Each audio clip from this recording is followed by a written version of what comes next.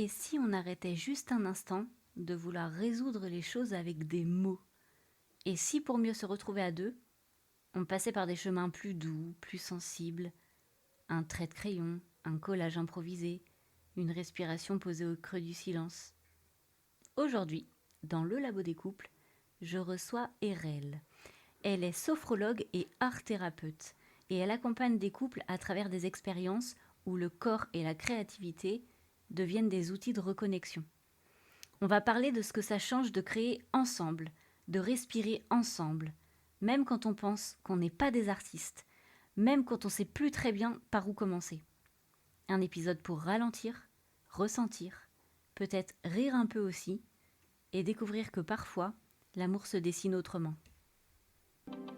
Oubliez les contes de fées. Ici, on parle du couple, le vrai.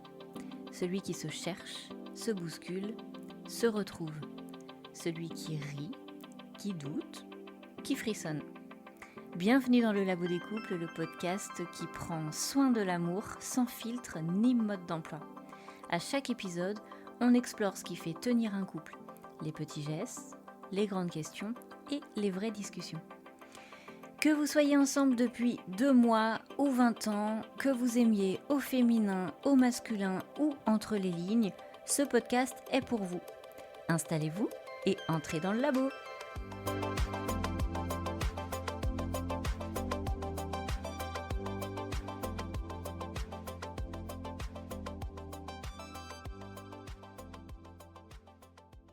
Bonjour Erel. Bonjour. Est-ce que tu veux bien te présenter à nos auditeurs ? Oui, alors moi je suis Erel Pollier, sophrologue et art-thérapeute sur Niort et sur Auger, qui est près de Saint-Mexan-l'École. Donc j'ai 2 cabinets, je fais aussi du domicile aux besoins pour des personnes à mobilité réduite notamment. Je suis mariée, j'ai 3 enfants. D'accord. Voilà. Et donc, tu proposes de l'art-thérapie et de la sophrologie, c'est Oui, ça? tout à à tes fait. patients, clients, Alors, on comment n'a on pas le dit? droit de dire patient, malheureusement, donc on est obligé de dire client. D'accord. Mais oui, effectivement, sophrologie, art-thérapie.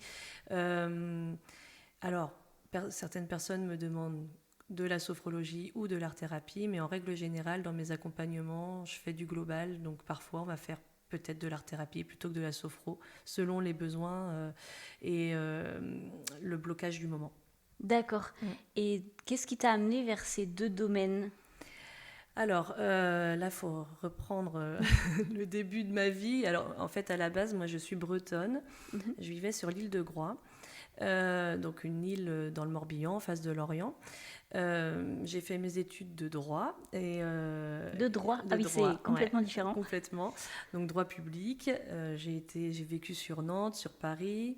Et puis, j'ai rencontré la personne qui est mon mari aujourd'hui, qui lui était déjà, habitait à Niort et avait déjà presque son emploi ici. Et donc, je l'ai suivi, puisque moi, je n'avais pas spécialement d'attache. Ok. Et donc, avec ma formation de droit, j'ai forcément cherché des emplois autour dans le Niortais. Donc je suis arrivée dans une assurance, je ne vais pas la nommer, et donc ce qui m'avait plu dans ce domaine-là, c'était que c'était une entreprise qui paraissait presque familiale, alors même que c'était une grosse entreprise. Et au fil des années, l'ambiance a changé et je me perdais un petit peu. Je retrouvais plus cet humanisme, cette humanité. D'accord. On nous demandait beaucoup de vendre des choses. Et puis même l'arrivée de mes premiers enfants aussi ont été un peu déterminants. Et je me suis rendu compte que je me perdais. J'étais plus celle que j'ai toujours été. D'accord. Et puis, allons savoir pourquoi. Un jour, dans mon oreille, j'entends art-thérapie, art-thérapie, art-thérapie. D'accord. Alors, je ne savais pas ce que c'était. Ouais. Alors l'art, j'ai toujours baigné dedans. Moi, mes parents étaient artistes, grand-père, etc., arrière-grand-père. La thérapie, je savais ce que c'était, mais après les 2 cumulés, je ne savais pas. J'ai fait mes petites recherches et en quelques semaines, j'ai trouvé une formation. Ok. qui était au Croisic à l'époque, donc, et après qui a déménagé sur La Baule, où c'était de l'art-thérapie. Et je m'étais dit, pour mon développement personnel, je vais le faire parce que j'en ai besoin pour me retrouver. Premier module, en fait, je vais en faire mon métier. Ok, voilà. Super.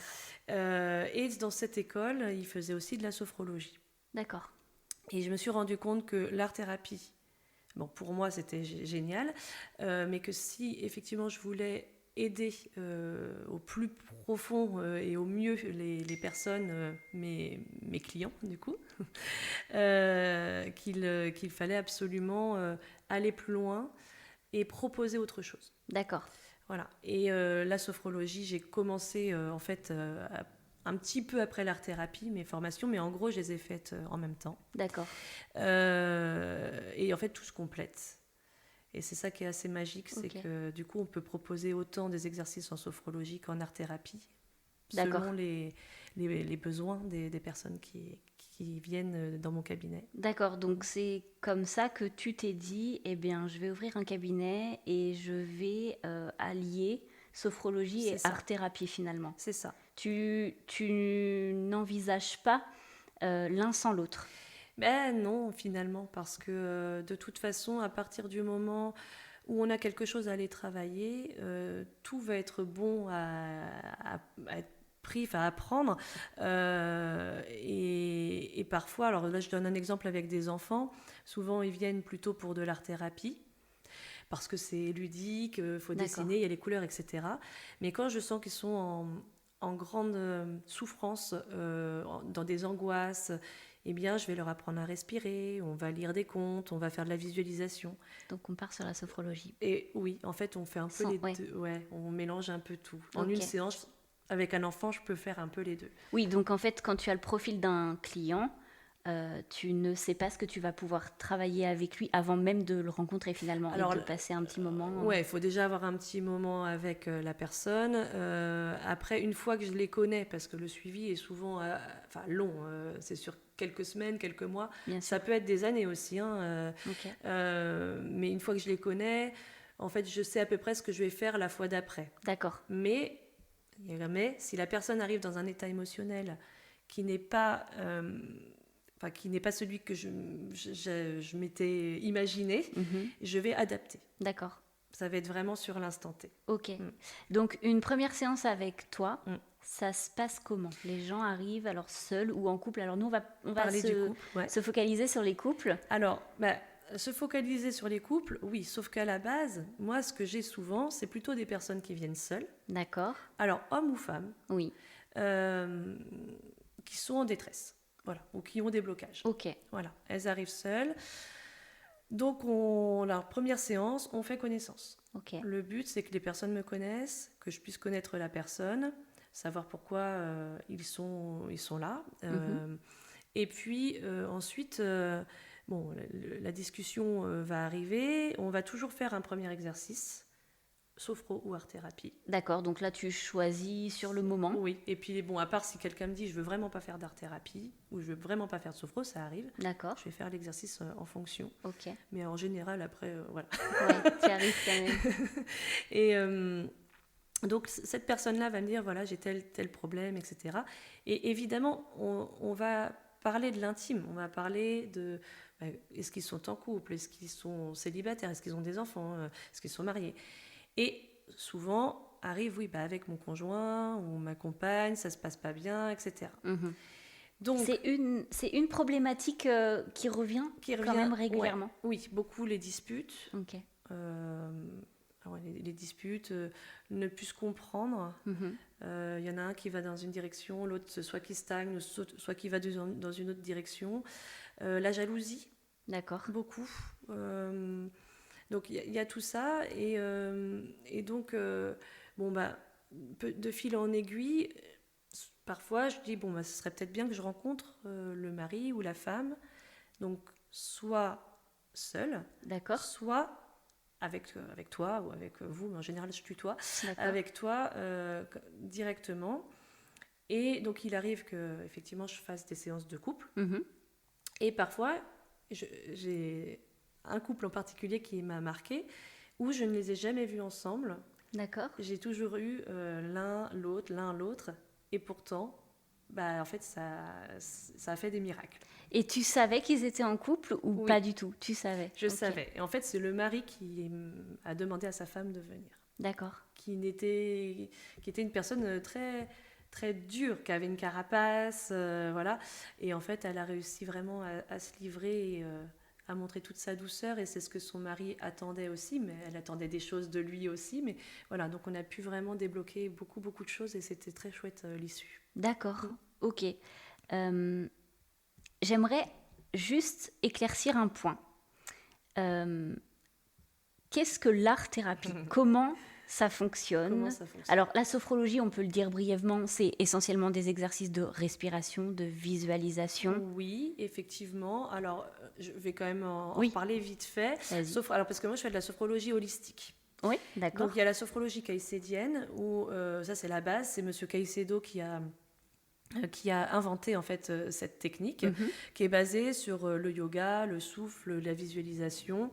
Donc, il y a des exercices de mouvement, de respiration et de visualisation. D'accord. Mais enfin, c'est vraiment la base. D'accord. Donc moi, cette base-là, je la garde parce qu'elle est importante. Il faut qu'on se reconnecte à notre corps. Notre corps est notre véhicule. Donc voilà, c'est très important. Le souffle, la respiration, c'est ce qui va nous permettre de réguler nos émotions. Ça, c'est vrai et éprouvé. Donc comment faire? Comment je respire? Et puis la visualisation, c'est là où le holistique va arriver un peu plus ici. Parce qu'effectivement, Caicedo avait ces exercices types de visualisation, mais là, on va aller quand même sur quelque chose d'un peu plus spirituel. D'accord. Donc, on va venir connecter le corps, l'âme et l'esprit. Ok. Donc, ces exercices, effectivement, parfois, on en ressort, on est un peu déboussolé. Ok, surtout les premières fois, voilà. Mais parfois même, parce que selon l'exercice, ça va avoir une dimension différente. D'accord. Et donc, alors, c'est pas de l'hypnose. Oui. Puisqu'on est toujours conscient. En hypnose, à certains moments, on déconnecte. On est dans un conscient différent. Voilà. En fait. Okay.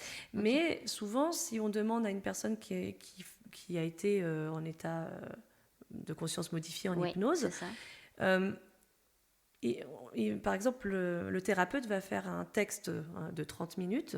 Si on demande à la personne combien de temps tu es resté dans cet état, souvent, elle va dire 10 minutes. Oui, ils ont une perte de notion de temps. De notion du temps. Alors qu'en sophro, les exercices, ils durent, 15 minutes grand maximum. D'accord. Donc, on est toujours dans l'instant présent. Parce que la sophro, c'est vraiment ça, c'est vivre l'instant présent. C'est comme ça qu'on est en sécurité. D'accord. Donc, ça, c'est cette partie sophrologie holistique, voilà, qui ouvre. Voilà. Et puis, on est dans l'énergie. Donc, tous les chakras, bien sûr. Voilà, tout ça qui vient s'ouvrir. Et puis après, l'art-thérapie. Alors là, c'est pareil, il y a plusieurs écoles. L'art-thérapie, à partir du moment où on prend des crayons, des choses et qu'on crée, on fait de l'art-thérapie. Oui, quand par exemple on colorie un mandala, on fait de l'art-thérapie. C'est une forme d'art-thérapie. Si je travaille avec des personnes handicapées, ce qui m'arrive régulièrement, je ne vais pas proposer les mêmes exercices qu'à un couple. Bien sûr. Ou qu'à un enfant. Voilà. On va être effectivement sur du concret. Maintenant, quand quelqu'un vient me voir en art-thérapie, c'est justement pour une dimension un peu plus spirituelle aussi, mais surtout, on va venir toucher à l'inconscient ici. Il y a beaucoup d'exercices qui vont être faits les yeux fermés. D'accord. Par exemple, et dans les couples, ça c'est assez intéressant, quand on va venir travailler son ego. D'accord. Eh bien, on va le dessiner les yeux fermés. Okay. Donc, j'ai ma boîte de crayons, des crayons de cire pour ramener à l'enfance, avec toutes les couleurs de l'arc-en-ciel, etc. On pioche ce crayon les yeux fermés, on le dessine, on dessine un personnage, en fait. D'accord. Et donc, ce personnage, quelle forme il va avoir à la fin, on n'en sait rien. Oui. Parce qu'on croit qu'on dessine quelque chose. Et c'est là...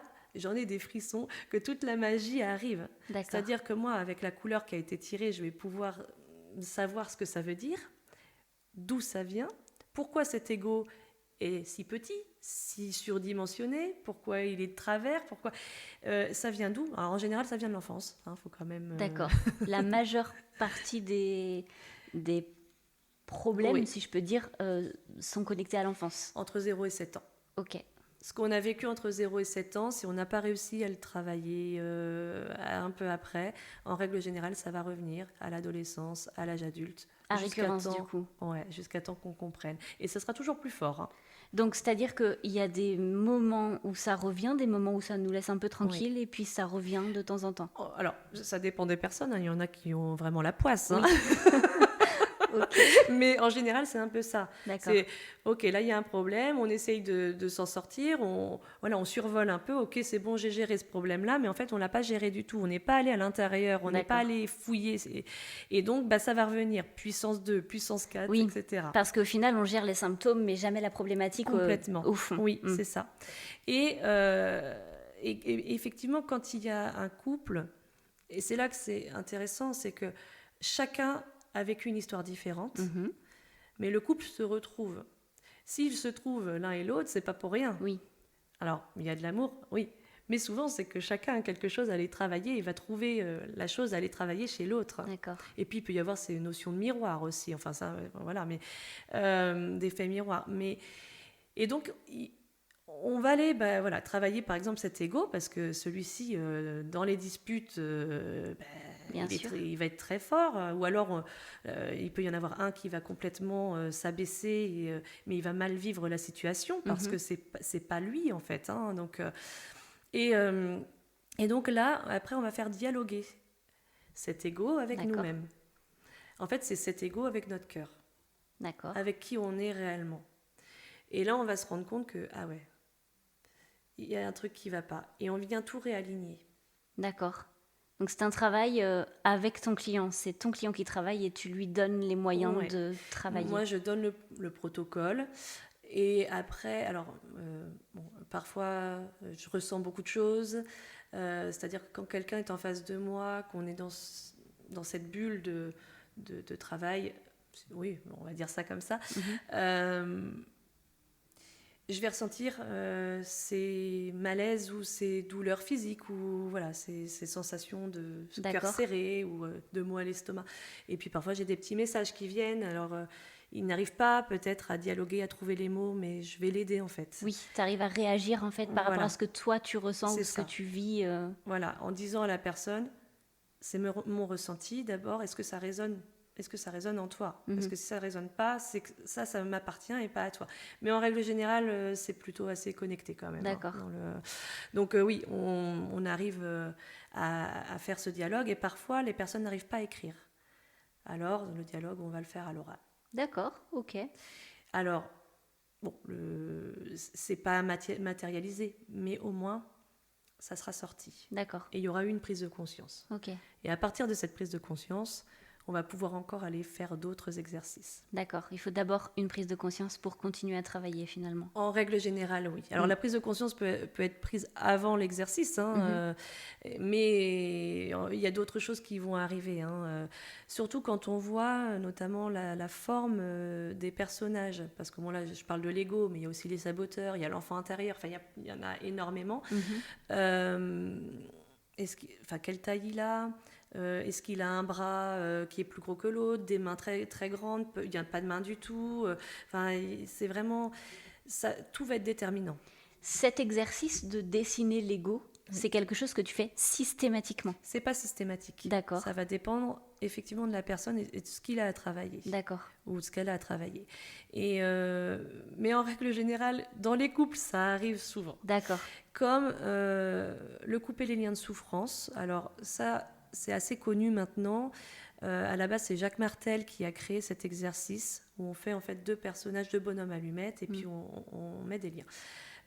Et on coupe. Bon, moi je le fais mais d'une autre manière. Je vais un peu plus profondément dans le sujet. On vient noter des émotions, des ressentis, etc. Et on vient en fait conscientiser le mal-être qu'on a D'accord. par rapport à cette personne, ou en tout cas la relation, voilà, ce qui est pas Ce qui est bon, gênant voilà, dans la relation la du relation. moment. Et donc, ça vient vraiment poser les choses. Il y a beaucoup de pleurs, vraiment, parce que, ah ouais, quand même, j'ai tout ça, j'ai cette liste-là. Bon, il faut que je coupe, on libère. waouh. Enfin, et ça, on le fait avec le conjoint souvent. Et ça, quand tu en parles, pour ceux qui ne seraient pas du tout initiés aux pratiques holistiques, ça peut paraître un peu bizarre, Ouais. voire même farfelu, complètement Ouais. décorrélé de la réalité finalement. Et comment Est-ce que parfois, d'abord, tu dois convaincre les gens que tu n'es pas folle? Alors, en général, ceux qui viennent à moi, ils viennent pas pour rien vers moi. D'accord. Bon, souvent c'est du bouche à oreille aussi, mais parfois on me trouve par mon site internet, donc les personnes ne me connaissent pas. Je te parlais du couple tout à l'heure, qui ne sont jamais venus ensemble. C'est donc le mari qui m'a trouvé sur internet. D'accord. Et 70 ans. D'accord. Quelqu'un de très haut placé dans toute sa vie. Je vais pas, voilà, mais très cartésien, soi-disant. Ah, ça va pas du coup. Ah, au début, j'ai eu un peu la pression. Et puis, je me suis dit, en fait, si il est là, il y a une raison. C'est pas le hasard. C'est pas le hasard. Ouais. Et effectivement, la première séance, on a appris à se connaître. Il a eu confiance. Ok. Et moi, j'ai eu confiance aussi, parce que c'est important que ça marche dans les sûr. deux sens. Il faut que la personne elle ait envie de travailler. Bien sûr. Il m'a même dit qu'il avait vu déjà plusieurs psys. Ok. Dont certains, des pontes dans le coin, où on le prenait 30 minutes, et s'il avait 5 minutes de retard, c'était 25, et il payait 70 € ces 30 minutes. Okay. Et il m'a dit, ça n'a absolument rien fait. Et je le crois sincèrement. Et là, moi, j'étais à 1h30, 50 € la séance, et en plus, je fais des forfaits, donc il n'en revenait pas. Et effectivement, je lui ai expliqué ma manière de travailler. D'accord. Et au début, oui. Et parfois, je sors des oracles aussi. Mais, oui. Alors, c'est pas pour lire l'avenir. C'est parce qu'une carte, elle a un dessin, elle a des couleurs, elle a un mot. Hop, quel message elle va nous apporter aujourd'hui? D'accord. Et puis, monsieur a demandé les cartes à plusieurs reprises. Ok. Voilà, parce qu'on a été souvent ensemble, on a fait plusieurs séances ensemble, et souvent c'était lui. Est-ce qu'on pourrait En fait, effectivement, il s'est rendu compte de la justesse de la chose, que on est un tout. On n'est pas que de la matière. Mm-hmm. Et il s'est ouvert, hein, mais après, lui, quand il a dit qu'il faisait de la sophrologie, autour de lui, on l'a pris pour un fou. Eh oui. Donc à l'origine, lui, il venait pour un problème qui lui appartenait ou pour un problème de couple? Alors, un peu les deux. Un peu les deux. Ouais. Et puis finalement, il a invité sa femme à prendre contact avec toi aussi? Complètement. Ok. Et elle est venue, et elle aussi était un petit peu, au début, elle se demandait où elle allait arriver. Et cette femme magnifique, un peu plus jeune que lui, mais pas beau, 60 et quelques années, donc on reste sur une étape de vie, une belle étape de vie d'ailleurs, et elle avait aussi ses a priori. Elle a eu une vie pas facile, elle est passée plusieurs fois très proche de la mort. D'accord. Elle a vécu dans tout ce qui était un peu justement mortuaire. Elle a travaillé dans ce domaine. Donc elle, la mort, elle côtoyait... mais on meurt, voilà. D'accord. Donc voilà, il a fallu aussi que j'arrive à lui ouvrir d'autres portes, et ce qu'elle a fait avec plaisir. Et on a pu voir l'évolution en fait de l'un et de l'autre. Et donc après, quand l'un venait, il me disait si c'était monsieur, madame va comme ceci, ou va comme cela, ou c'est un peu moins bien aujourd'hui, et vice versa. D'accord. Donc ça me permettait de leur dire, allez, peut-être qu'il faudrait discuter de cette manière-là, mettre un peu d'eau dans le vin, etc., etc. Ça te permet de leur donner les clés de communiquer ensemble, en fait. C'est ça. Ok. Ouais. Ok. Tu parlais d'effet miroir tout à l'heure. Oui. Est-ce que tu peux expliquer un petit peu ce que c'est dans un couple? Alors, c'est quand on va voir chez l'autre des défauts qui en fait sont nos propres défauts, qui nous appartiennent. Alors peut-être que l'autre a ces défauts-là, mais en fait si ça nous fait tant de mal, c'est qu'il faut aller travailler ça. D'accord. Voilà. Alors ça marche pas à tous les coups, hein. Attention, hein. Parfois, surtout sur les relations très toxiques avec des pervers narcissiques, etc. Faut vraiment pas prendre ça à la lettre parce que là, on va se faire vraiment beaucoup de mal. Ok. Mais quand il y a vraiment quelque chose de récurrent, je sais pas moi, l'autre dans le couple peut-être qui a une hyper émotivité et qu'on n'arrive plus à supporter, c'est peut-être qu'en nous, en fait, on a aussi cette hyper-émotivité et qu'on ne sait pas comment la gérer. D'accord. Et on n'arrive pas à supporter celle de l'autre, voilà, finalement. Complètement. Ok. Ouais. D'accord. J'ai été claire dans la réponse ou... Oui. En tout cas, moi, j'ai bien compris. Ok, bah, c'est bon. Si jamais les auditeurs n'ont pas compris, j'espère qu'ils nous le feront savoir. Mais moi, j'ai bien compris. Ok. Et je voulais aussi te poser une question essentielle, en tout cas peut-être pour la suite de notre discussion.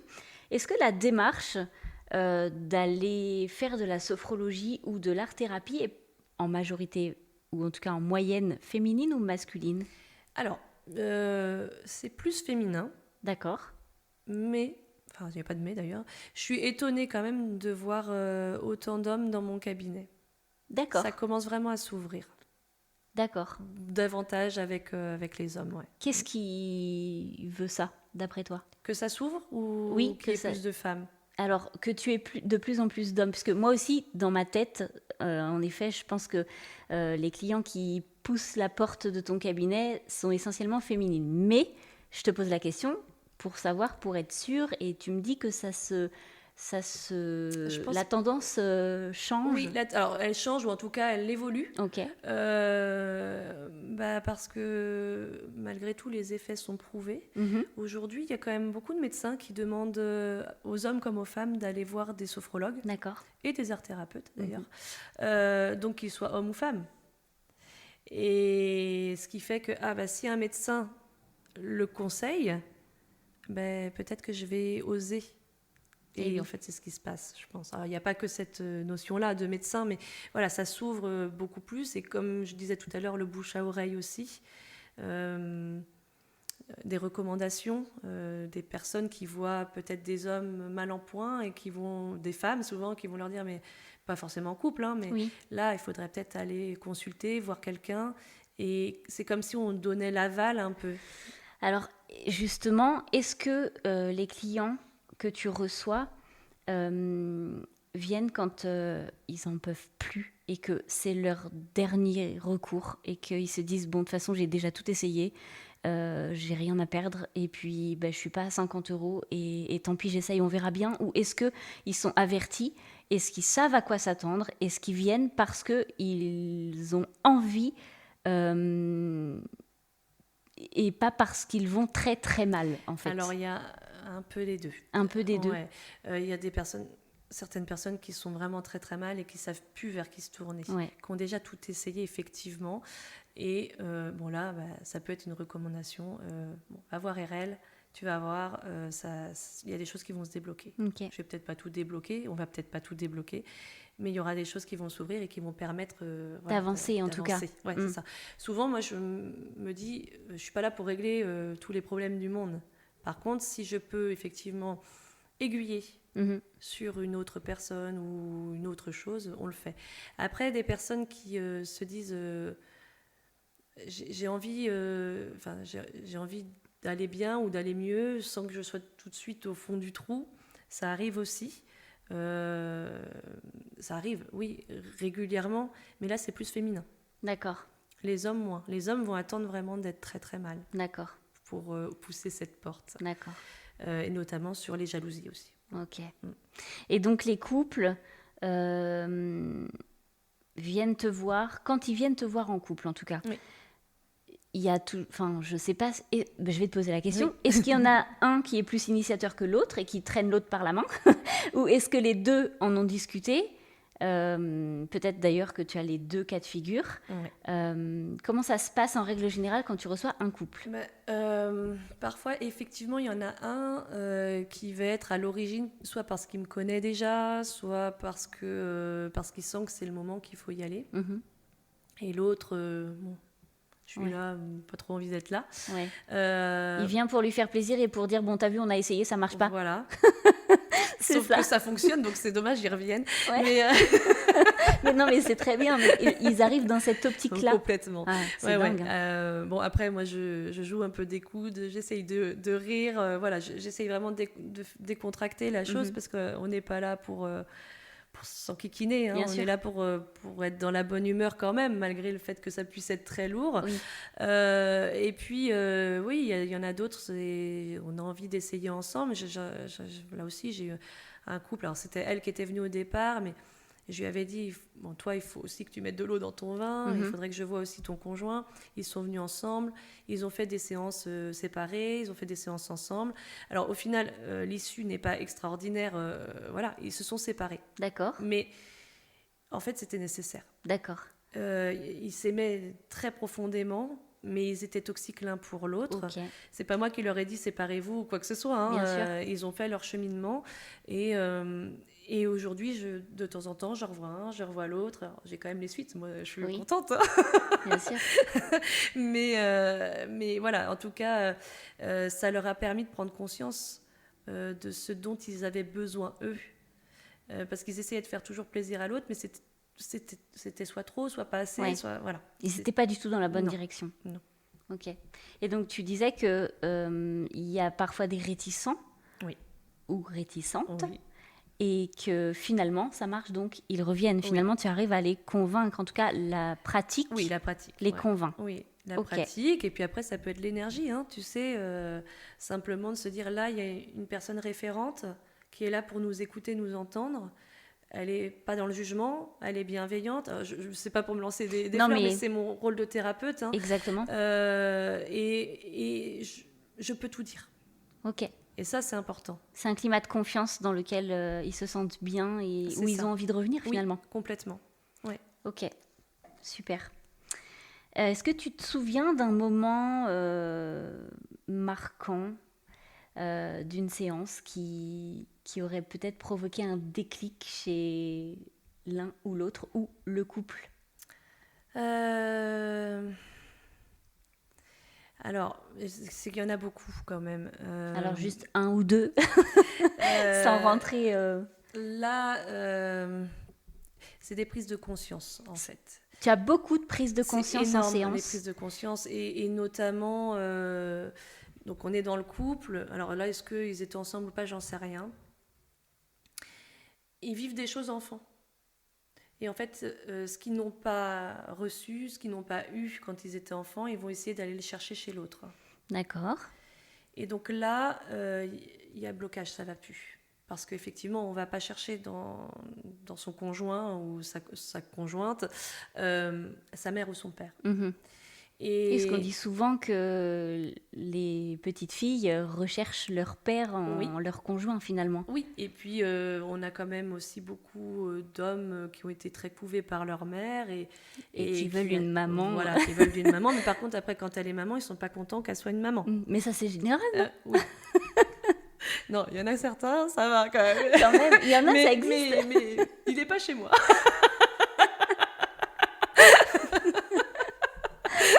D'accord, désolée. Mais effectivement, là, il y a ces prises de conscience. Okay. Et aussi avec l'ego. Et après, il y a tout ce qui est émotionnel. Les personnes qui ont beaucoup de peur et qui vont créer des blocages, qui vont créer leurs propres blocages et créer les blocages dans le couple. Mm-hmm. Si on ne libère pas ces peurs-là, le couple ne pourra pas aller bien. Bien sûr. Bien sûr. Et du coup, il t'arrive parfois d'avoir des couples qui arrivent ensemble et finalement, à qui tu conseilles de continuer la thérapie, mais séparément pour aller soit plus vite, soit mieux? Oui. Et parfois aussi, alors certains me disent « Ok, moi je continue avec toi et l'autre, je vais continuer avec quelqu'un d'autre. » D'accord. Parce que pour eux, c'est plus juste. Ok. C'est ok. Mais sinon, oui, de les avoir séparément pour que chacun puisse travailler ses propres blocages. D'accord. Alors, j'avoue que parfois, c'est pas confortable pour eux. D'accord. Parce qu'ils rentrent chez eux, ils sont venus trifouiller des choses au fond d'eux. et il se retrouve face à la personne avec qui c'est peut-être en tension, tendu en ce moment, et ils savent plus. Donc je leur dis mollo, on y va tranquille. Vous savez l'un et l'autre. Heureusement, quand je les ai tous les deux, même si c'est séparément, j'explique. Oui. Donc aller dans où il est dans cette émotion-là en ce moment, sans rentrer dans les détails, parce qu'ils ont le droit à leur secret aussi. Bien sûr. Mais donc voilà, donc ça permet de temporiser quand même. Ok.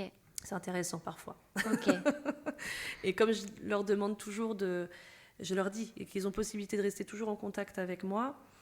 Donc c'est-à-dire que s'il y a besoin de m'envoyer un message en journée, même le soir, parce qu'il se passe quelque chose et que là l'émotion est trop forte ou qu'ils comprennent pas, qu'ils sont vraiment dans l'incompréhension, ils m'envoient le message. Dès que je peux, je réponds, et du coup ça peut venir atténuer toutes les tensions. Tu as des astreintes d'urgence finalement quelque part. Oui, quelque part. Pour moi, c'est pas une astreinte, oui, mais c'en est, oui. Mais je n'avais pas imaginé qu'il était possible qu'on ait besoin d'envoyer un message peut-être à 20h sans penser à l'heure. Si. Après, si je ne peux pas répondre, je ne réponds pas. Bien sûr. Voilà. Mais si je peux le faire, je le ferai. D'accord. Ouais. D'accord. Et alors, petit aparté, rapide, mais du coup, les gens n'abusent pas ? Non. Ok. Et super. ceux qui commencent à abuser, je leur dis. Ok, faut être cash. Oh, oui, faut savoir ce qu'on veut, et voilà, donc ça se passe bien. D'accord. Est-ce que tu peux nous expliquer un tout petit peu, mais très brièvement, ce qui se passe dans le cerveau et dans le corps au moment d'une séance de, alors soit sophrologie, soit art-thérapie? Comment ça fonctionne en fait? Alors peut-être tu peux nous expliquer les deux, une séance d'art-thérapie, qu'est-ce que ça provoque, et une séance de sophrologie, qu'est-ce que ça provoque? Comment ça fait du bien? Comment ça peut être bénéfique? Alors, c'est vrai que ça va être un peu différent, selon si c'est de la sophro ou de l'art-thérapie. Alors, vas-y, dis-nous. La sophro, il y a cet état de bien-être qui arrive, où effectivement, au début, on est peut-être un peu mal à l'aise, mais à partir du moment où on arrive en état de sophronisation, déjà tout s'apaise. Rien que la respiration va s'apaiser. Mm-hmm. Si je demande à quelqu'un d'inspirer et d'expirer que par le nez, 3-4 fois d'affilée, son rythme cardiaque va baisser. D'accord. D'ailleurs, c'est ce que je conseille si on a du mal à s'endormir. Mm-hmm. On respire que par le nez, si le nez n'est pas bouché. Oui. Et en général, le sommeil arrive, c'est des cycles, voilà, comme ça. En fait, c'est un peu de la cohérence cardiaque. Ouais, d'une certaine manière, sauf qu'en cohérence cardiaque, c'est très, très ciblé. 8h, midi, 16h, il faut respirer tel... Là, ok, non, on respire juste par le nez, ou alors on va souffler très fort par la bouche, etc. D'accord. Et donc, ça vient libérer. Ça vient libérer des tensions dans le corps, puisqu'en fait, ça vient libérer des émotions. Okay. Donc, les deux vont vraiment être liés. Et s'il y a une visualisation en plus, parce que de toute façon, en sophro, on commence toujours par ce que j'appelle le scan du corps. On vient faire du haut de la pointe des cheveux jusqu'à la pointe des pieds. On fait son petit scan.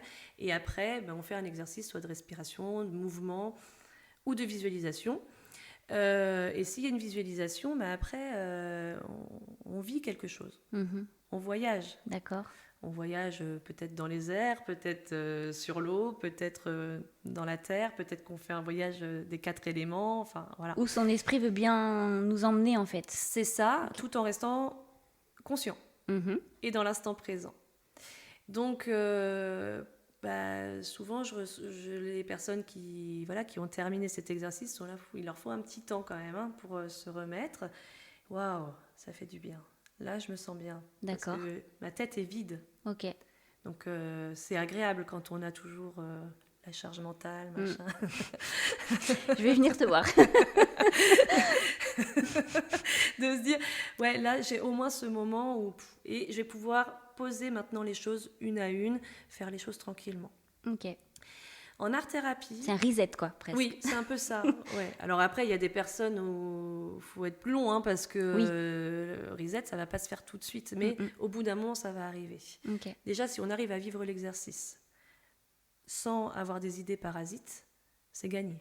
Alors ça, c'est une grosse problématique pour beaucoup de gens. Ouais. Quand je leur dis, mais sinon, essaye de faire un peu de méditation. Parce que moi, je fais un peu de méditation, de choses comme ça.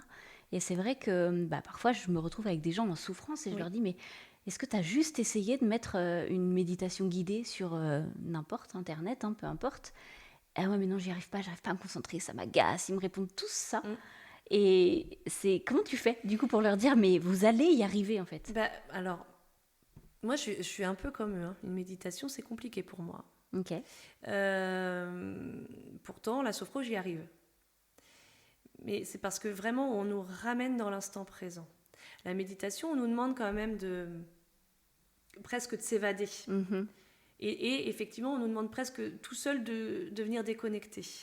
Alors qu'en sophro, moi, je guide.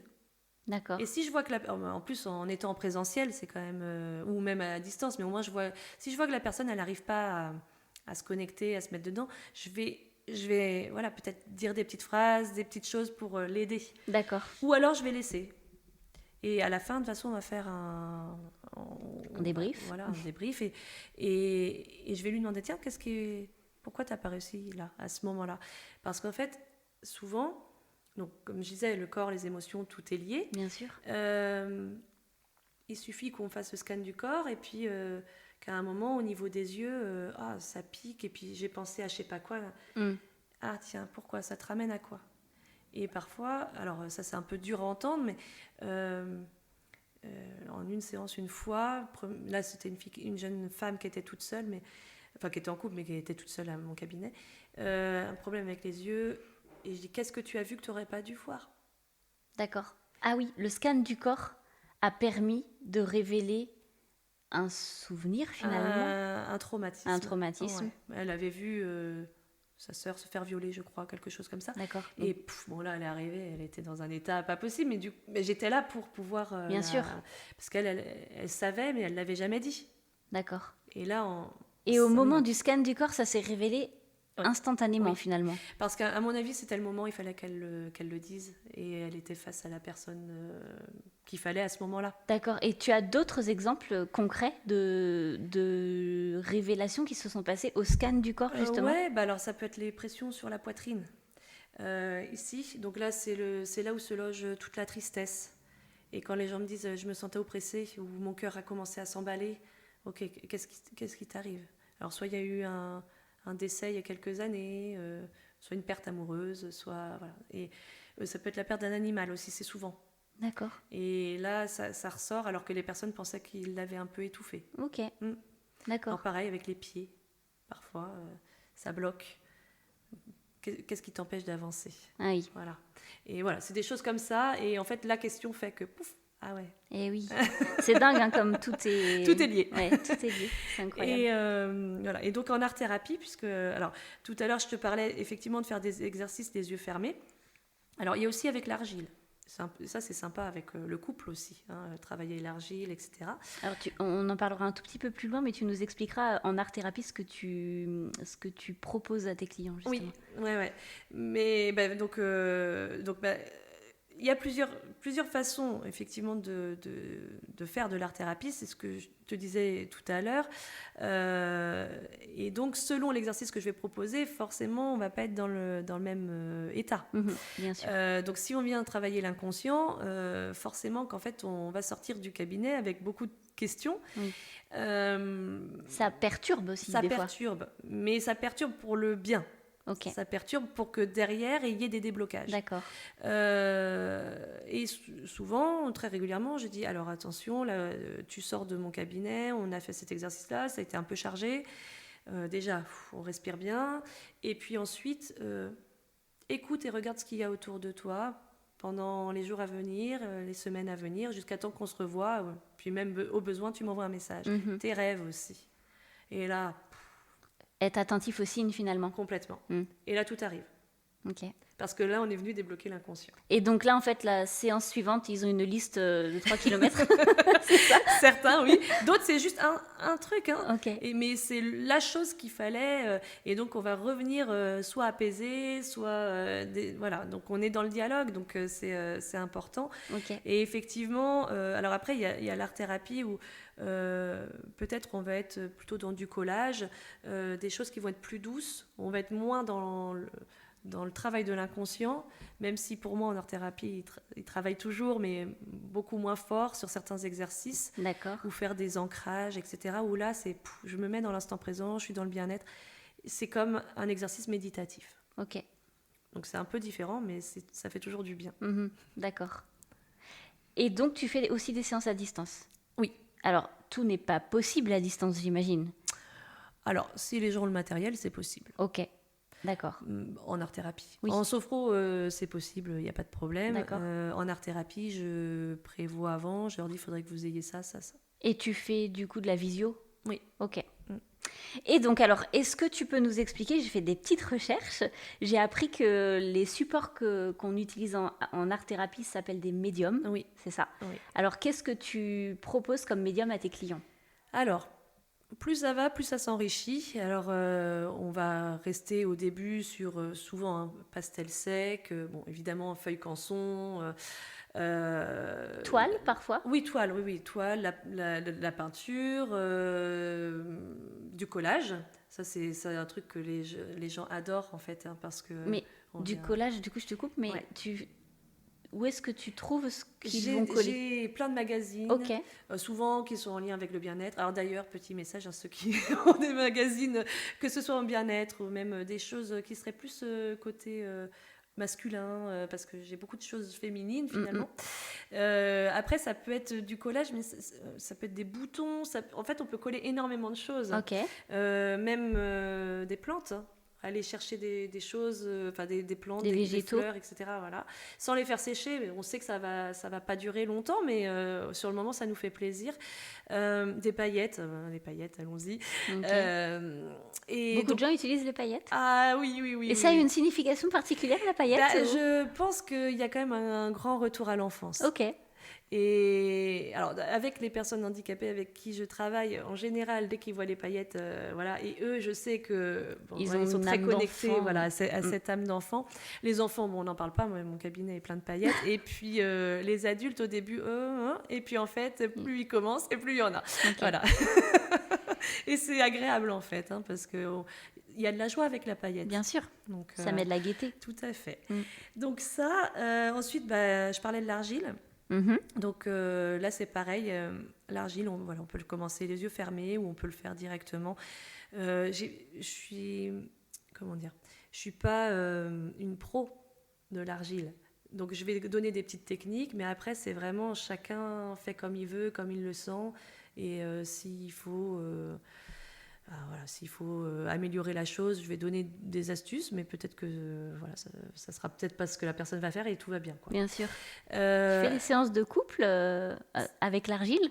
Alors j'en ai jamais fait, mais c'est quelque chose que j'aimerais bien tenter. Ok.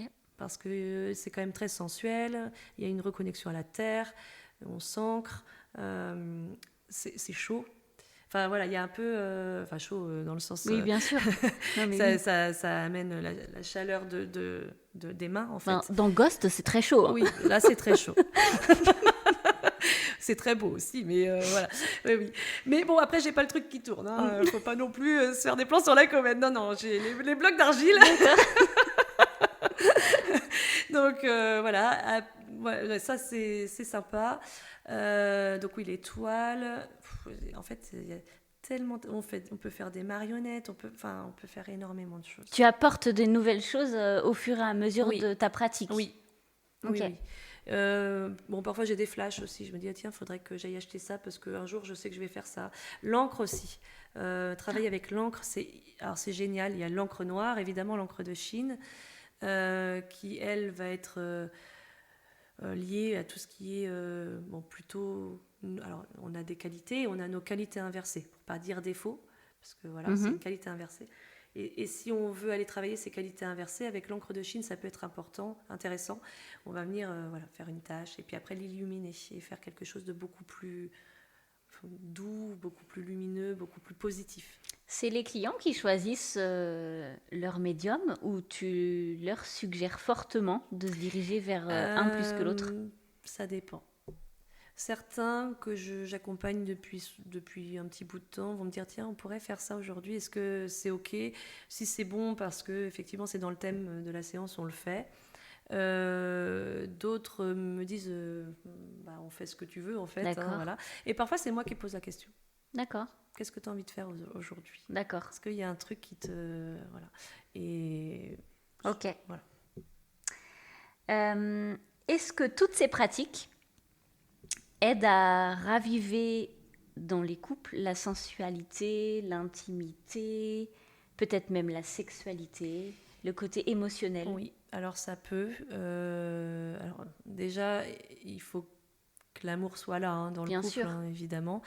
Après, s'ils sont présents en couple, c'est qu'à un moment donné, en tout cas, il y a eu de l'amour. Oui, ça c'est sûr. Voilà, et sinon... qui veulent sauver quelque chose. Voilà, Ou alors qui veulent, parce que ça m'est arrivé, qui veulent rompre, mais d'une manière plus douce. Avec un médiateur ? Ouais.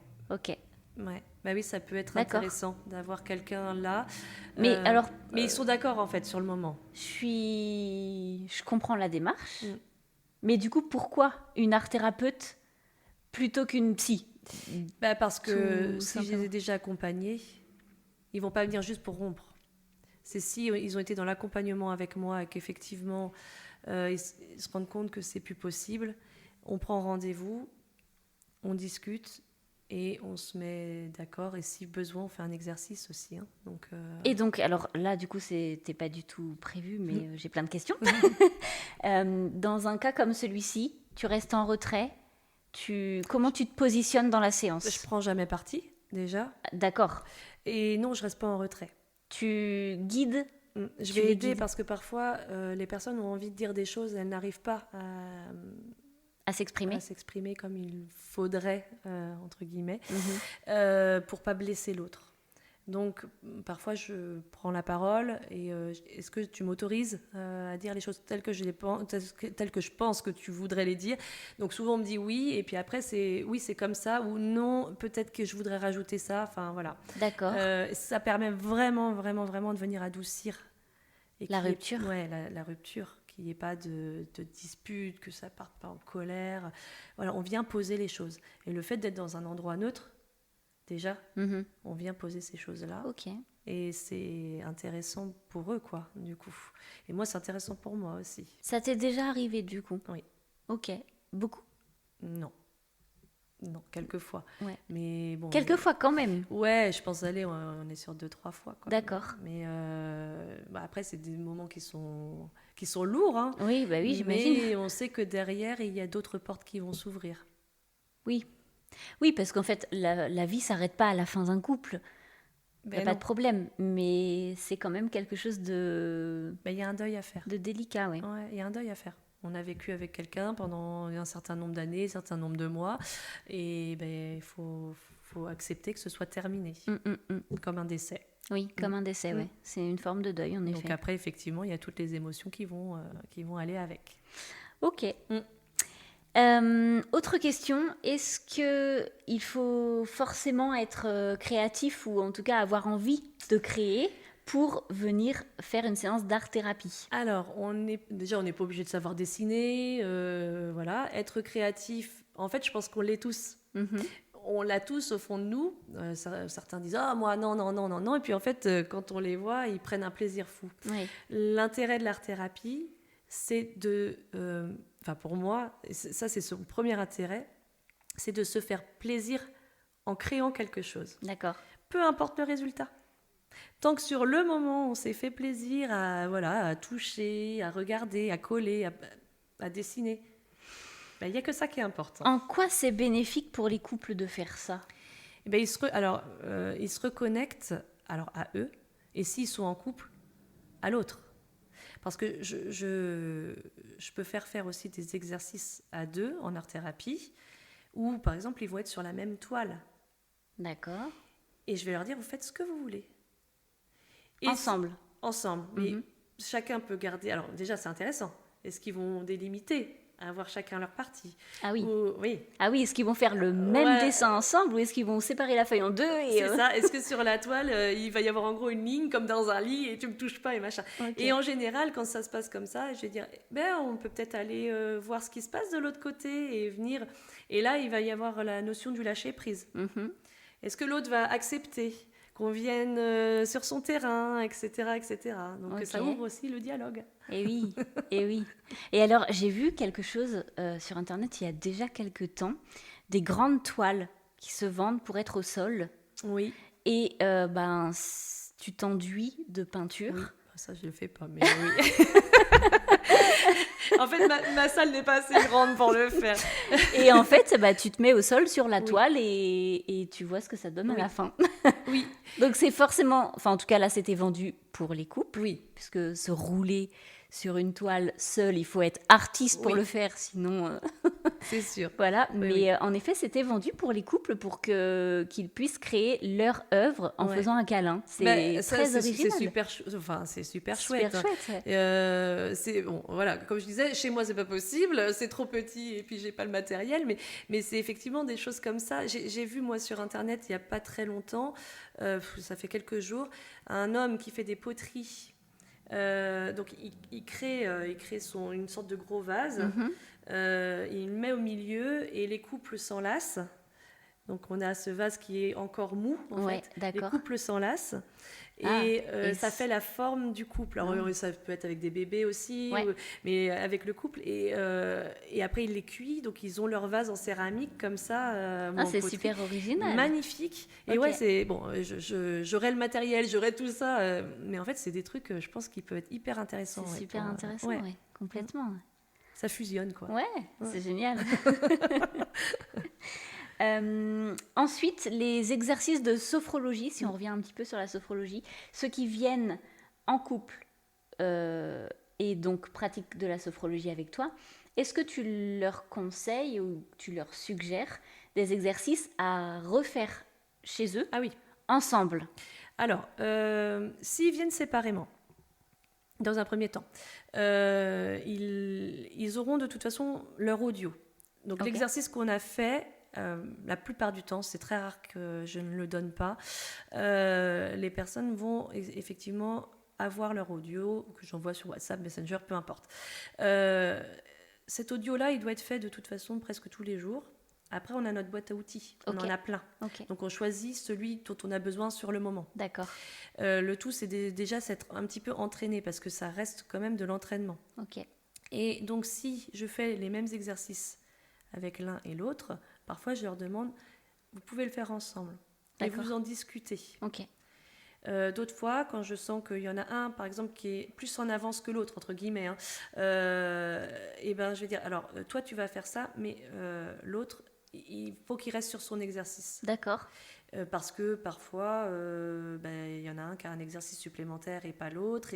Et en fait, il ne faut pas le faire tout seul dans un premier temps. D'accord.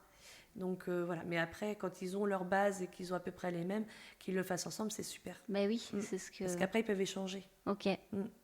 Et du coup, qu'est-ce qui peut bloquer certains couples à ces pratiques? Et comment tu arrives à les rassurer quand c'est le cas? Alors, qu'est-ce qui peut bloquer Le manque de temps. Le manque de temps, c'est Ouais. une excuse, C'est une excuse. très répandue. Ouais. Et en même temps, je peux comprendre, en étant moi-même maman de 3 enfants, ayant mon travail, mon mari qui travaille à plein temps, on se dégage quand du temps? On reparle de la charge mentale, on se dégage quand ce temps? Ouais. Il suffit que les enfants aient des problèmes de sommeil, enfin voilà. Alors oui, je l'entends parfaitement, je le vis aussi, hein. Mais bien Charge sûr. mentale, on y est tous, hein, je pense, hein. Beaucoup. En revanche, tu proposes des séances à distance. Oui. Ça facilite drôlement la vie, puisque pas de temps de déplacement, Oui. déjà. Juste l'heure du rendez-vous devant son écran, et puis à la fin du rendez-vous, on peut tout de suite vaquer à ses occupations personnelles. Donc c'est une excuse, je l'entends, mais pas tout le temps peut-être. Pas tout le temps. Non, pas tout le temps. Après, alors ça peut être ça. Hein, c'est une excuse. Bien sûr. Quelles autres excuses les gens te donnent? En règle générale, ils m'en donnent pas d'autres vraiment, à part se créer des propres excuses pour pas venir travailler le fond du problème.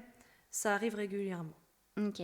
Voilà, des personnes par exemple qui vont venir me voir 1 fois, 2 fois et qui vont me dire non, je reviens plus. Alors c'est pas contre moi, hein, Bien sûr. mais je sais qu'en fait on est allé toucher quelque chose, pour eux, c'est trop... Ils sont pas prêts. Ouais, c'est trop difficile. Et donc, ils reviennent quand ils sont prêts ou en principe, tu les revois jamais? J'ai un peu les deux. T'as un peu les deux? Ouais. Il y a des personnes qui reviennent, oui, en me disant non, mais là, c'est bon. Ok. D'autres que je revois plus, puis c'est ok. Et parfois, j'apprends qu'ils sont allés voir d'autres personnes, et c'est aussi très très bien. Oui, parce bien que sûr. c'est peut-être l'autre méthode qui était plus appropriée. Donc, tout On va est bien. d'accord, on n'est pas tous... Non, Ouais. je suis pas la sauveuse. Hein, Ouais, donc, non, et puis même, des fois ça marche, des fois ça marche pas, il n'y a complètement. pas de Ouais. problème. Hein. Mais comme je disais tout à l'heure, le fait déjà de faire prendre conscience à certaines personnes, certaines choses, pour moi, j'ai gagné. Enfin, j'ai gagné, ça me fait plaisir. Déjà, grâce à toi, ils vont avancer, que ce soit avec toi ou sans toi. Complètement. Ils vont avancer. Oui. Tu leur mets le pied à l'étrier et ensuite Oui, c'est ça. Chacun ils avancent. après est libre de faire comme il veut. Bien sûr. Est-ce que, selon toi, il y a un moment idéal pour consulter un sophrologue ou une art-thérapeute dans la vie d'un couple, attention? Dans la vie d'un couple, un moment idéal. Je pense que ce qui serait... Alors ça, il faudrait que ça se démocratise un peu, mais notamment sur les couples avec des familles recomposées, dans les débuts. Au début, dès le début en fait. Pour tout poser. Pour se poser eux, pour poser leur vie, pour poser... Quand il y a des enfants, enfin, pas les limites, mais savoir ce qu'on fait, comment on le fait, en sachant que... Alors là, je parle des enfants parce que ça fait partie du couple. Bien sûr. Chaque enfant est différent. Donc, chaque enfant dans sa propre famille est différent. Chaque enfant dans l'autre famille est différent. Comment on peut composer avec ça? Est-ce qu'on est obligé de faire les mêmes règles exactement pour tout le monde? En fait, venir tout poser, c'est hyper important. Et venir... Ça faciliterait la suite des choses? Oh oui. Et alors, du coup, tu dis, est-ce qu'il faut les mêmes règles partout? Est-ce que par exemple, un enfant qui aurait donc des parents séparés et qui serait en garde alternée dans deux maisons différentes, est-ce qu'on est obligé d'avoir les mêmes règles? Parce que je pense qu'on est, il y a beaucoup de gens, on est dans une vie où maintenant énormément de couples sont séparés malgré les enfants, et beaucoup ne savent pas comment faire. Souvent, l'un des parents suit l'autre, ne sachant pas trop, ou de toute façon, ils se disent, bon, bah, il fait comme ça, je fais comme ça. Comment on fait? Est-ce qu'on peut mettre et imposer, entre guillemets, bien sûr, des règles différentes aux enfants? Alors, je pense qu'il y a une ligne de conduite à avoir. Le problème qui se pose, c'est souvent... alors, je fais une généralité, je ne devrais pas. Quand il y a des couples qui se séparent avec des enfants...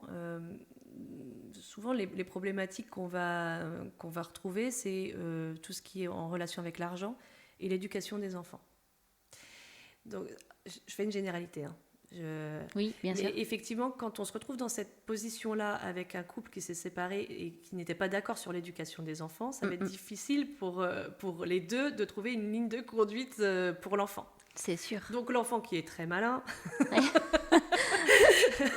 il va savoir faire chez l'un, chez l'autre, etc., ce qu'il a envie de faire. Il manipule un peu donc, qui il veut. Ben voilà. Donc, alors, manipuler, je dirais pas ça, mais en tout cas, il va bien faire ce qu'il a à faire. Ouais.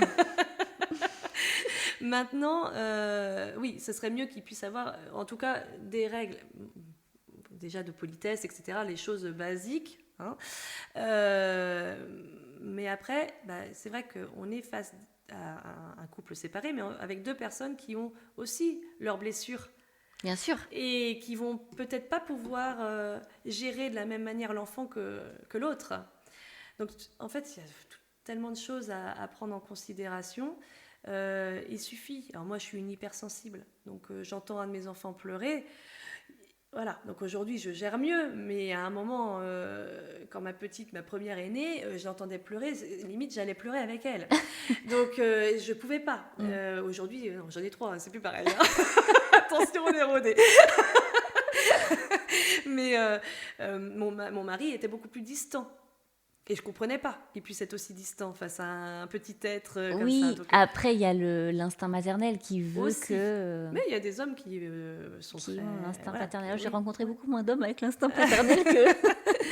Mais effectivement, essayer d'avoir des lignes de conduite semblables dans les deux familles, c'est mieux. Maintenant...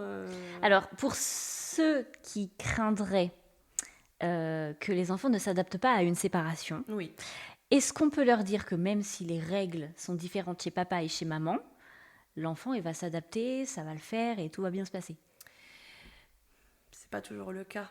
En fait, si les mots sont posés, c'est bon, j'ai envie de dire. Mais si on pose pas les mots, ça sera pas bon du tout. Donc en fait, l'essentiel, c'est de garder un dialogue entre les deux parents, malgré la séparation. À partir de là, il faut pas rester ensemble pour les enfants.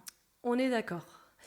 Maintenant, alors c'est presque un contre-exemple et en même temps, c'est un exemple. J'ai accompagné un enfant de 9 ans là cette année, fin d'année scolaire, qui est qui est souvent en colère. Il est très mignon, c'est pas la question, mais souvent très en colère contre les femmes. Oh, d'accord. D'accord. Ses parents sont séparés et lui, il avait 3 ans, je crois, à l'époque. Son père refait sa vie, il n'a pas encore d'autres enfants. Sa mère refait sa vie et elle a une petite fille. Mm-hmm. Il est en garde alternée. On va dire qu'on n'est pas tout à fait sur les mêmes règles, mais ils arrivent quand même à s'entendre. Ok. Au bout de 4-5 séances, j'arrive... Alors, je l'aime beaucoup, cet enfant, donc la question ne se pose pas, c'est pas j'arrive à dialoguer, mais j'arrive à comprendre, en fait, pourquoi il est en colère. Mm-hmm. Et par le biais du collage, d'ailleurs. Et là, il me dit, tu sais, moi, je suis triste parce que depuis mes 3 ans, voilà, depuis que j'ai 3 ans, mais moi, je ne sais pas ce que c'est de vivre avec ses 2 parents en même temps. Ok. Et c'est maman qui a quitté papa. D'accord. Donc, colère contre la femme. D'accord. Et je dis, mais tu sais pourquoi ou pas? Elle m'a dit qu'elle l'aimait plus, mais il y a autre chose, je crois. Mais elle me l'a pas dit. D'accord. Et là, j'ai pu ouvrir le dialogue avec la mère après, ensuite, et je leur ai dit, là, ça vous appartient, mais il va falloir discuter avec votre fils. Ouais. Ok. Parce que c'est ça qui va venir apaiser les choses. Oui, oui, bien sûr. Le dialogue de toute façon, est hyper important. L'enfant est pas bête, hein, c'est une certitude, et il sait quand les parents ne dialoguent pas entre eux. Il est pas fou.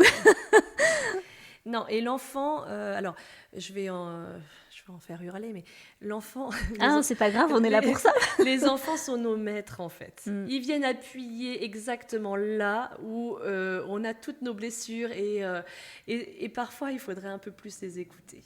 On a envie de dire, c'est pas des sous-humains, hein, ce sont des humains qui sont multipotentiels, et ils savent tellement plus de choses que nous. Donc oui, parfois, il faudrait un peu plus les écouter. Oui, après, il y a quand même des limites, dans le sens quand où... je dis ça, je parle de blessures émotionnelles. Oui, hein. Oui. Parce que les enfants rois, ça fait pas c'est pas des bonnes choses non plus. C'est pas ça dont je parle. Oui, mais malheureusement, en fait, les parents séparés ont une certaine culpabilité, bien souvent. Je l'ai constaté à plusieurs reprises dans mon entourage. Ils ont une certaine culpabilité et donc, parce qu'ils n'ont pas vu l'enfant depuis une semaine, acceptent plein de choses c'est pour compenser. Qui n'aident pas l'enfant non, mais bien sûr. du tout, ni les parents, parce que ça leur met des bâtons énormes dans les roues et ils n'ont pas conscience de ça, en fait. Qui n'a pas conscience? Les parents. Les parents n'ont pas conscience qu'ils se compliquent la vie.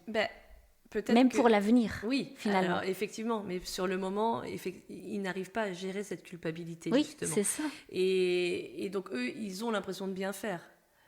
Parce qu'ils comblent. Ils viennent combler ce qu'ils n'ont pas donné. Certainement. Mais ça, c'est sur le moment. Oui. Et c'est après, c'est en prenant du recul. Et c'est en ça qu'effectivement, mon travail peut être important. C'est de se dire, attendez, là, on va tout reposer. On va voir ce qui est bon pour vous, déjà. Parce que si vous, ça c'est pas bon, ça ne pourra pas être bon pour l'enfant non plus. Bien sûr. Donc, qu'est-ce qui est bon pour vous? Et après, hop, on vient intégrer l'enfant. Ok. Mais oui, mais c'est une certitude. Il faudrait que beaucoup de personnes comprennent que la sophrologie et l'art-thérapie peuvent être très bénéfiques. Je pense, oui. Après, il y a d'autres méthodes, il n'y a pas de souci là-dessus. Non, bien sûr, mais là, on est là. Oui, complètement. Ouais. C'est sûr. Quel est le plus beau compliment qu'un couple t'ait fait en sortant d'une séance?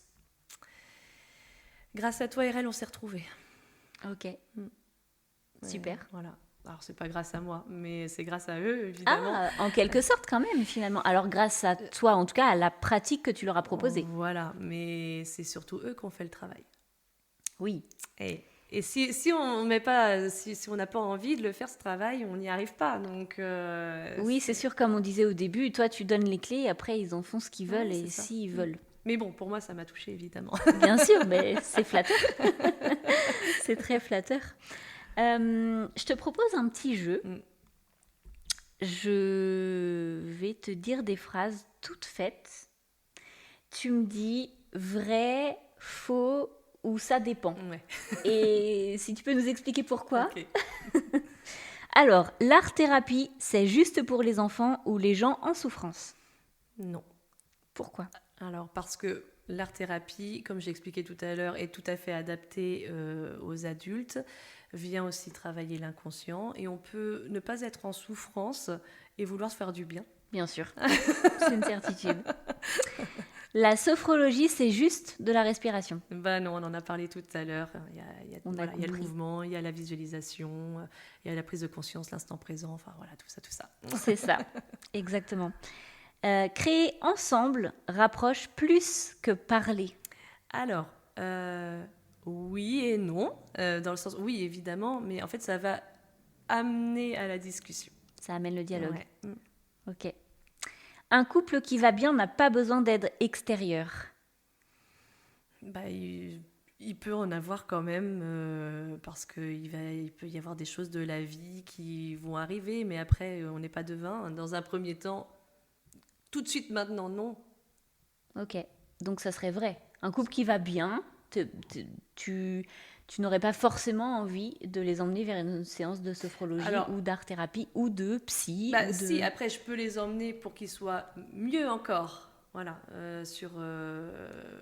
en art-thérapie ou en sophro d'ailleurs, hein, qu'ils aient ce moment de bien-être en plus ensemble. C'est possible. Ok. Ouais. Il faut être hypersensible pour que ça fonctionne. Non. Pas du tout. Non.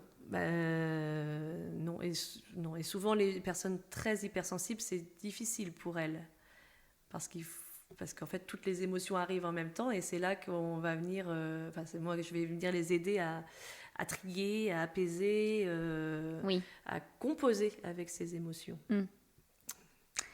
En art-thérapie, il faut forcément montrer ce que l'on crée à l'autre. Alors l'autre, c'est qui? L'autre partie du couple. Non. D'accord. Donc tu fais des séances d'art-thérapie où chacun produit un art et où l'autre ne voit pas. Alors, s'ils sont ensemble, ça va être difficile de ne pas le montrer. Est-ce qu'il est possible de ne pas le montrer? Il est possible de ne pas le montrer. D'accord. Il est possible, si la personne n'a pas envie, on ne montre pas. Ok. Voilà. Bon. Voilà. Après, si les personnes viennent, comme je disais tout à l'heure, chacune leur tour, et qu'elles ont créé quelque chose, je leur dis, vous êtes libre de le montrer ou de ne pas le montrer. D'accord. La plupart du temps, ils le montrent? Mais non, pas toujours. Pas toujours? Non, pas ok. toujours. Si on ressent rien pendant la séance, c'est que ça marche pas. C'est faux. C'est faux. Parce que ça va venir travailler après. Je parlais des rêves et tout ça. Ouais. En fait, ça fait travailler le subconscient finalement. Ouais. Un homme a plus de mal à entrer dans l'art-thérapie qu'une femme. Il va être plus réticent à y aller, mais une fois qu'il a commencé, en général, il n'y a pas de problème. Ok. La sophrologie, c'est un peu comme la méditation guidée.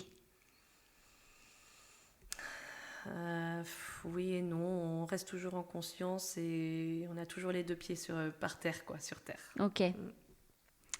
Une seule séance peut tout changer dans un couple. Oui. Oui. Tu as eu le cas en une séance. Oui, une séance, ouais. Créer ensemble peut réveiller aussi des tensions dans un couple. J'en parlais tout à l'heure. Donc après... Et d'ailleurs, on le voit même dans le quotidien, hein, créer ensemble quand on fait des travaux dans une maison, attention. En général, il y en a un qui continue et l'autre qui part. C'est ça. En couple, on n'ose pas toujours dire ce qu'on ressent, mais on peut le dessiner. Oui, tout à fait. Ça, c'est quelque chose ou écrire ou. Tu fais de l'écriture intuitive du coup? Alors, d'une certaine manière, c'est un peu ça. Oui. Quand je parlais des dialogues avec l'ego, ça fait partie de ça, parce qu'en fait, ça vient du tac au tac. Ok. Donc c'est un peu de l'écriture intuitive, mais ça peut être fait autrement sur d'autres exercices. Est-ce que tu fais des jeux du genre, je vous donne un mot, vous me dites tout de suite ce à quoi ça vous fait penser? Alors, pas avec les couples, ça m'est jamais arrivé, mais en individuel, ça peut arriver. Ça peut arriver, ouais. d'accord. C'est pas fait pour les timides ou les gens trop rationnels. Oh, j'ai confirmé le contraire tout à l'heure. Donc les gens même très terre à terre, tu arrives quand même. Ok, super. L'important, c'est pas ce qu'on crée, c'est ce que ça remue à l'intérieur. Complètement. Ouais. Là, je peux même pas rajouter quelque chose derrière ça. Qu'est-ce qui va travailler en nous, même si ça paraît pas beau, c'est pas grave. Qu'est-ce qui résonne quand on voit ce qu'on a créé? Ok. Et dernière question, l'art-thérapie permet aussi de se reconnecter à son propre désir. Oui, l'art-thérapie et la sophrologie. Ouais. C'est vrai qu'on n'en a pas trop parlé, mais en termes de désir, de sexualité dans le couple, comment tu peux aider les couples à peut-être se reconnecter, à se retrouver, à comprendre l'autre même? Comprendre l'autre. En fait, alors ça, on n'en a pas... Enfin, nous, on en avait discuté toutes les deux en aparté, mais on est face à une femme et un homme qui ne sont pas faits pareil. Il y a de plus en plus de femmes avec des troubles hormonaux. Et ça, les hommes n'en ont pas encore tout à fait conscience.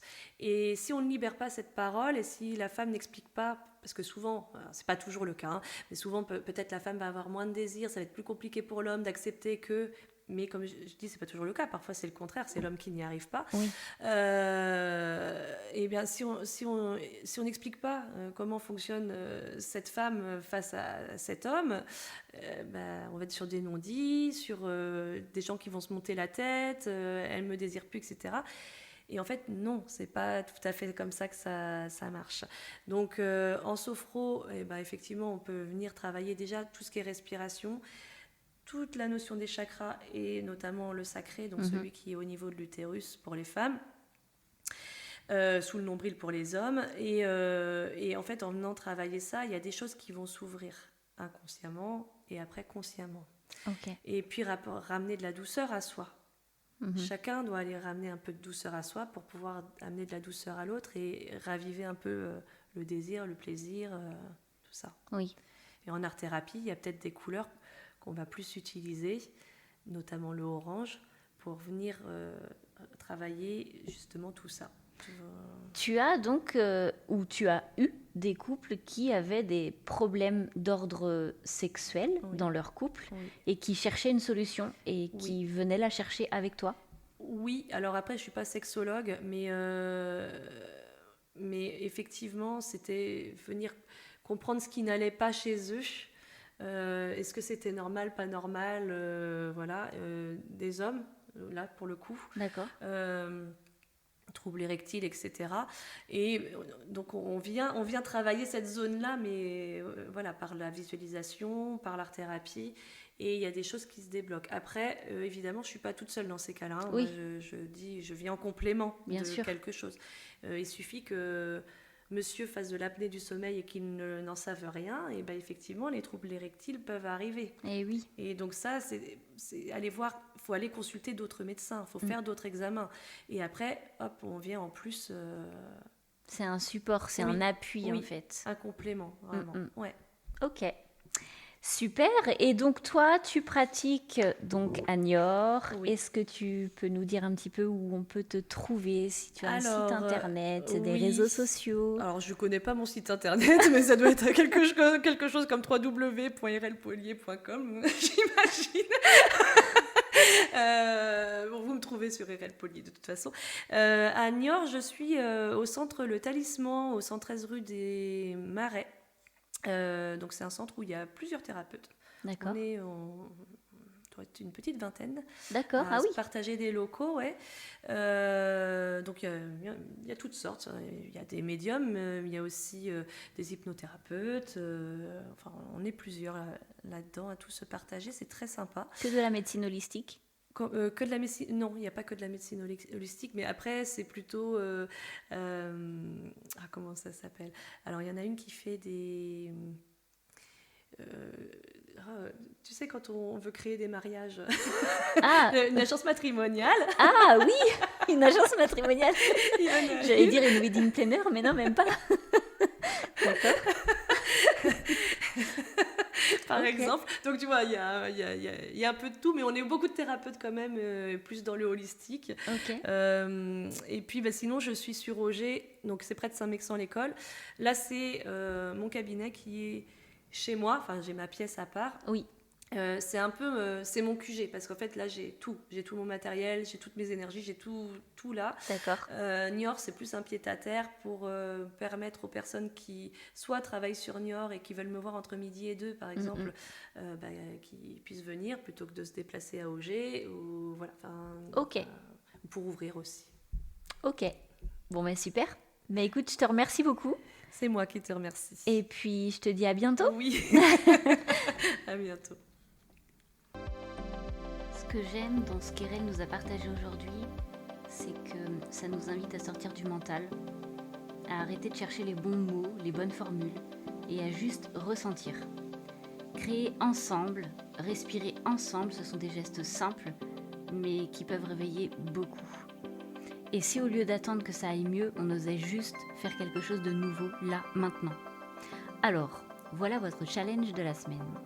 Prenez une feuille blanche, des crayons, des ciseaux, de la peinture, peu importe, et créez ensemble, à deux. Un dessin, un collage, un gribouillis à 4 mains, même dans le silence. L'objectif, c'est pas de faire joli, c'est juste de faire ensemble. Et ensuite, regardez ce que ça vous raconte. Peut-être que vous y verrez un cœur, un chaos, une maison, une tempête, ou même un chat mutant, j'en sais rien. Mais ça sera le vôtre. Et parfois, ça suffit pour se dire « on est encore là, tous les deux ». Et si vous avez aimé cet épisode, abonnez-vous au Labo des Couples, parlez-en autour de vous. Laissez-nous un petit mot, un cœur, une étoile ou un dessin si vous êtes inspiré. Et pour prolonger l'expérience à deux, retrouvez nos jeux, carnets et kits de massage sur doublejeu.com. À très vite pour un nouvel épisode, une nouvelle exploration et toujours un peu plus d'amour à inventer.